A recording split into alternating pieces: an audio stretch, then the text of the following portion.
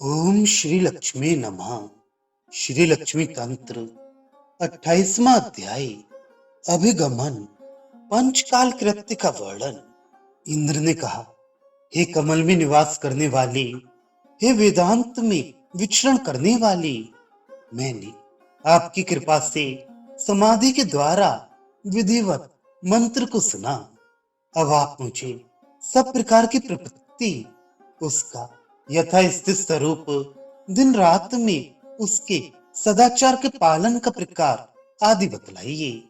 श्री ने कहा, श्रीमान, अनादि पुष्कृक्षण एक नारायण ही ज्ञान, ऐश्वर्य, महाशक्ति, वीर और तेज के महासमुद्र हैं।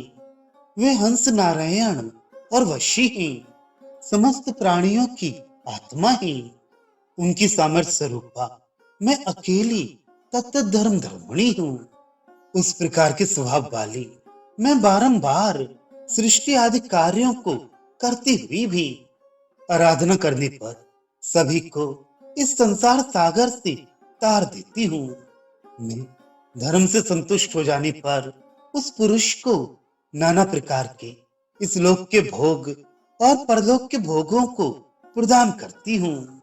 मेरा शरीर सत्य आदि गुणों का है, सधर्म पर में संस्थित रहता है। वह धर्म आचार रूप है, धर्म का लक्षण आचार है।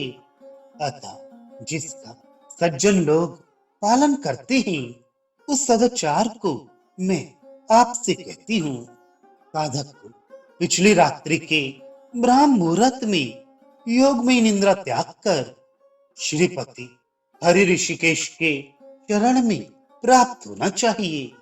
हे सुरेश्वर, उस प्रपत्ति का स्वरूप हमने पहले कह दिया है, परंतु इसके विषय में आपको फिर कुछ कह रही हूँ, जिससे आपकी मत इसमें स्थिर रहे। साधक प्रातः काल उठकर आचमन करे, फिर ज्वलनशील दैदीप्यमान आकृति वाले चक्र सुदर्शन का स्मरण कर उसमें प्रविष्ट हो, पुनः अस्त्र के तेज से पवित्र हो उसके बाहर निकले।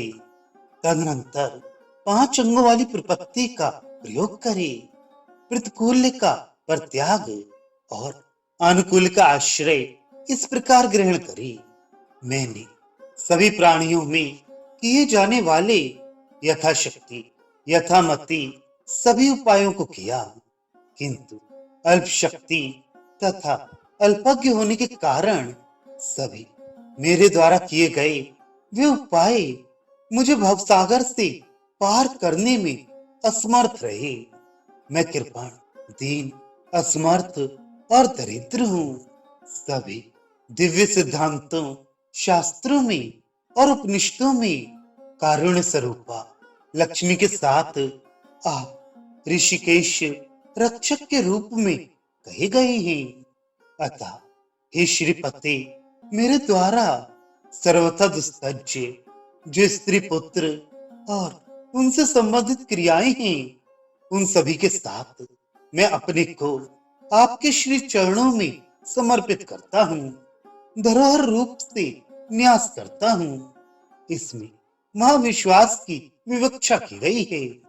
अब गोपत्य वर्ण के विषय में कहती हैं, हे देवेश, हे लक्ष्मीपते, मुझे शरण दो। एक बार भी जो इस प्रकार भगवान को अपना रक्षक स्वीकार कर लेता है, उसे फिर दूसरे उपाय की आवश्यकता नहीं होती। जिसने उपाय और अपाय दोनों का त्याग कर दिया, केवल दोनों के मध्य में निवास करता है, उसे अन्य कृत्यों की आवश्यकता नहीं रहती। ऐसे तो दुर्बल बुद्धि वालों के लिए भक्ति, योग आदि भी उपाय हैं। हे इंद्र, अब मेरे द्वारा कहे जाने वाले सदाचार के विषय में सुनिए।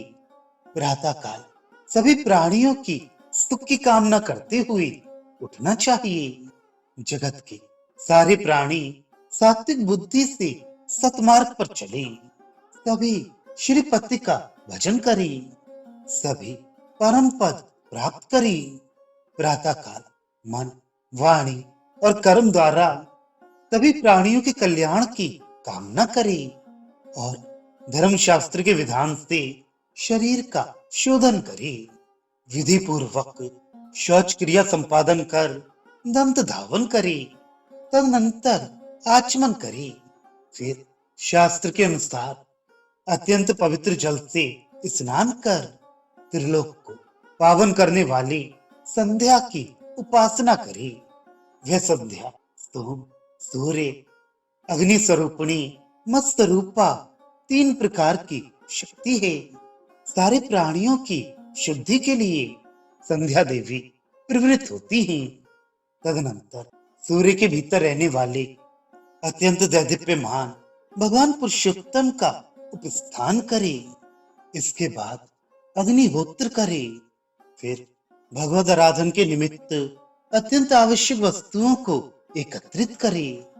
यदि अपने पास धन हो तो किसी से भी भगवत निमित्त पूजा सामग्री की याचना न करे।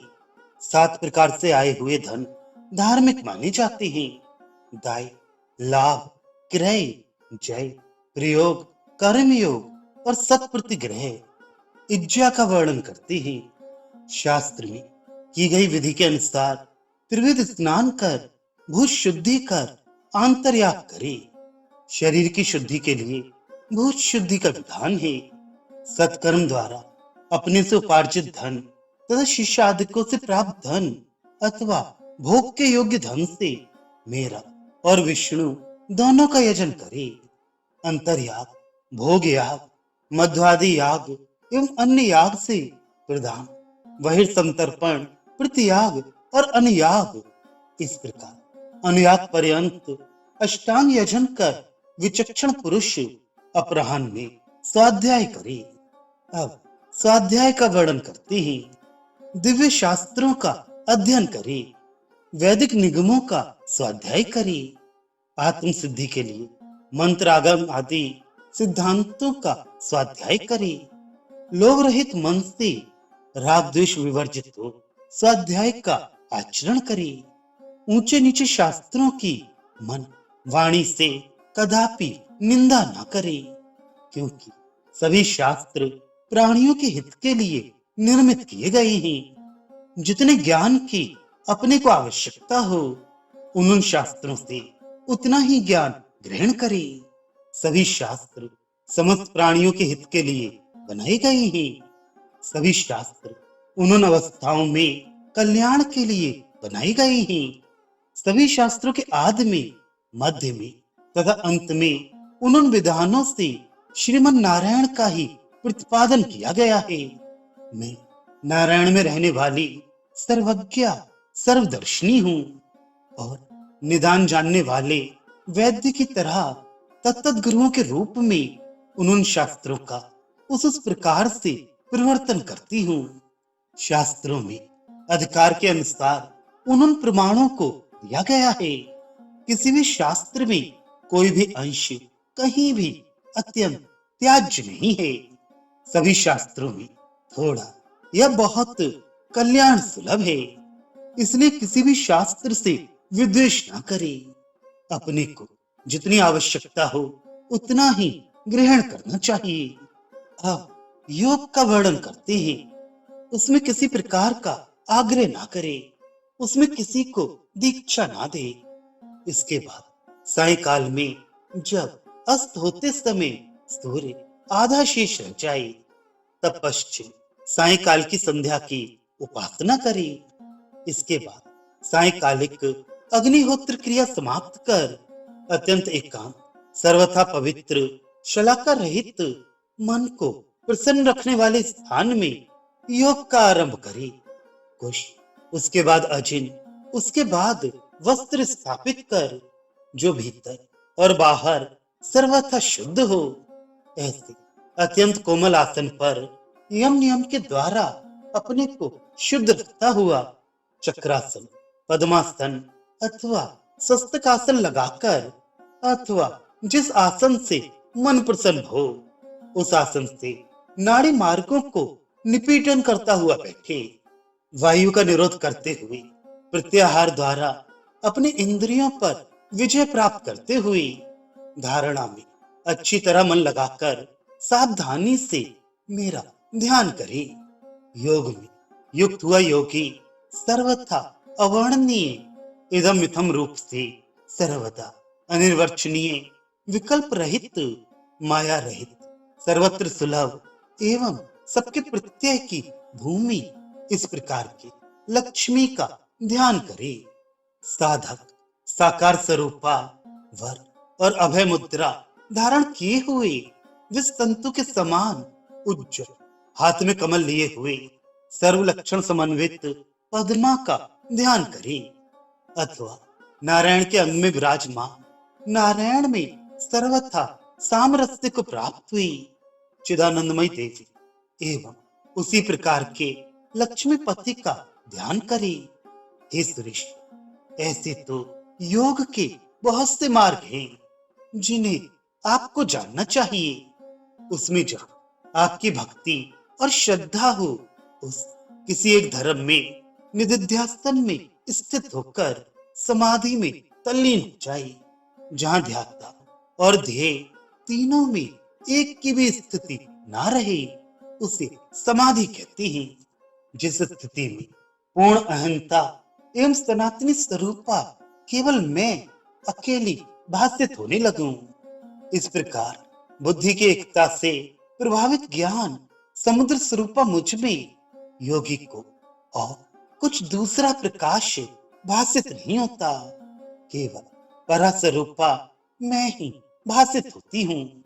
इस प्रकार योग करने पर जब साधक थक जाए तब जप करना चाहिए और जप के बाद थक जाने पर पुनः योग करना चाहिए। इस प्रकार जप और योग में निरंतर लगे रहने वाले योगी पर मैं अत्यंत शीघ्र प्रसन्न हो जाती हूँ। बुद्धिमान साधक इस प्रकार जप योग करते हुए रात्रि का प्रथम प्रहर व्यतीत करे।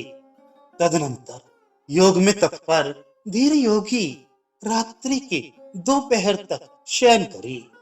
रात्रि के पिछले भाग में उठकर पूर्वोक्त कार्यों को पुनः करे।